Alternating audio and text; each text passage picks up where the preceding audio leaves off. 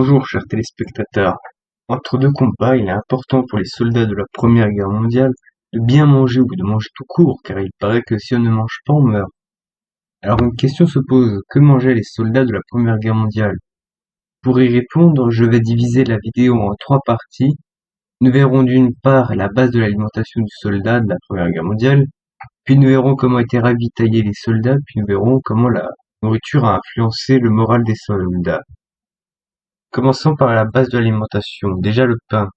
Le poilu avait le droit à 700 grammes de pain par jour en théorie. Les Allemands, car on va pas parler que des Français, avaient ce que l'on nomme le Kriegskartoffelbrot, qui est du pain à la base de pommes de terre.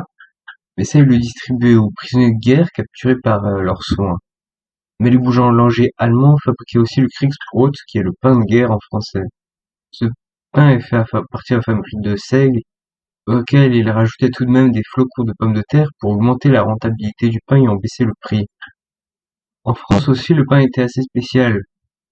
On ne mangeait plus de pain blanc que ce soit sur le front ou à l'arrière. Le pain ainsi disponible contenait moins de farine de blé. Ce pain commençait à tirer sur le gris et moins sur le blanc. Ça peut sembler bizarre comme ça, mais la couleur grise s'explique par le taux de bloutage qui a été abaissé à 77%. Pour ceux qui ne savent pas ce que c'est le bloutage, il s'agit de l'opération qui consiste à séparer la farine du son. Pour que la farine soit le plus blanc possible, on augmente, mais plus on retire le son, moins il va y avoir de farine. Donc le pain gris de la Grande Guerre était certes plus gris, moins bon, mais il reste mangeable, et puis il est plus rentable.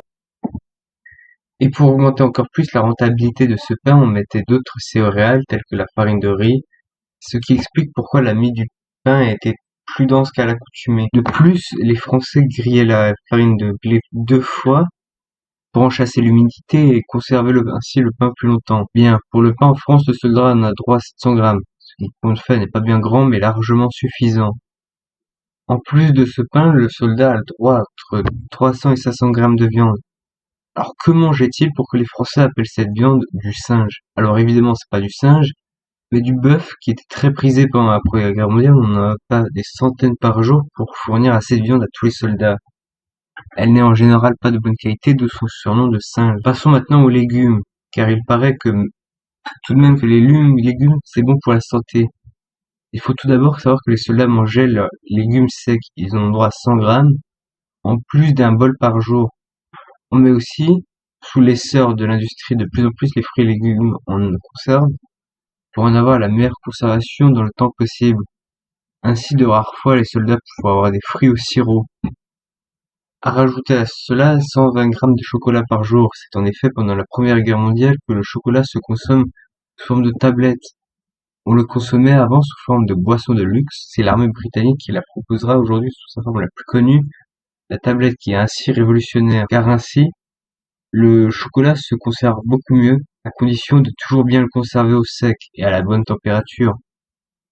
Les soldats français pouvaient aussi avoir du fromage, du camembert notamment, car il est facilement conservable dans sa boîte et facilement transportable.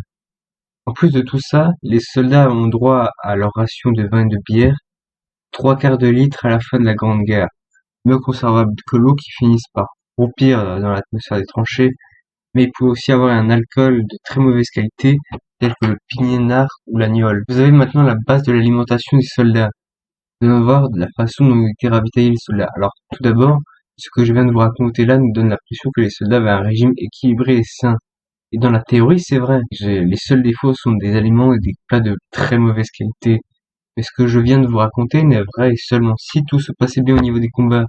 Dans des situations assez courantes, telles que des routes détruites, des chemins de fer en mauvais état ou des avant-postes mal reliés au réseau de ravitaillement, le ravitaillement était beaucoup plus difficile, voire impossible, et plus aléatoire, si je puis dire ainsi. La nourriture venait dans les tranchées par l'intermédiaire surtout des chemins de fer.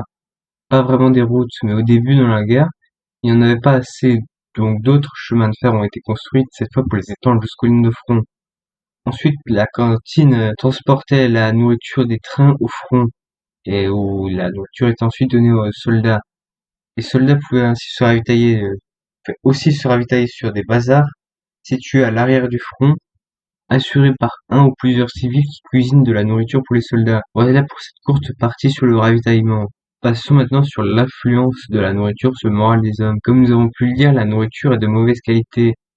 La plupart des gens essayent alors de s'adapter à la situation, surtout que le régime est relativement équilibré. Du côté français, du côté allemand, c'est moins reluisant. Comme dit dans une précédente vidéo, les soldats allemands doivent faire face à un blocus petit cadeau de la marine britannique. Il faut aussi savoir que c'est un des objectifs des états-majors, garder le bon moral des soldats par l'intermédiaire d'une bonne nourriture pendant la Première Guerre mondiale. Mais il pouvait arriver que par des problèmes de ravitaillement ou de mauvaises conditions de conservation que les rations militaires arrivent souillées, donc inconsommables, ce qui pouvait altérer le moral des hommes. Que dire alors pour conclure? C'est que dans la théorie, et dans la théorie seulement, attention, les soldats sont bien nourris, mais que dans la pratique et selon le pays, le ravitaillement et les conditions de conservation ne sont pas toujours propices pour bien ravitailler le soldat. Bien, la vidéo est maintenant terminée. Si tu as des questions, pose-les en commentaire et moi je vous dis à la prochaine.